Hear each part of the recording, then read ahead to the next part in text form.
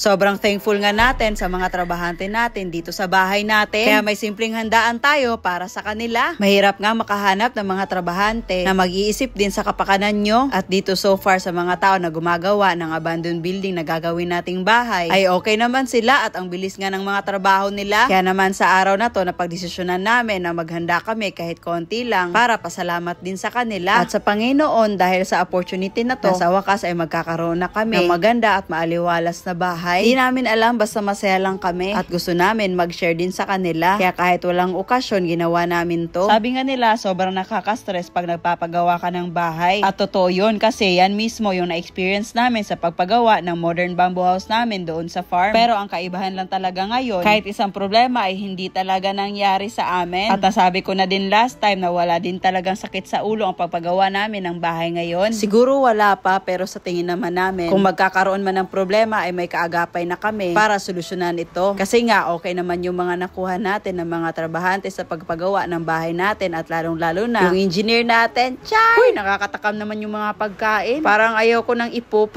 Medyo nahihiya pa nga sila pero alam namin na gutom na yan sila. Kaya naman panay tawag na kami sa kanila para makakain na ang lahat. At syempre hindi muna natin pwedeng pakpakin yung lechon kung wala tayong picture.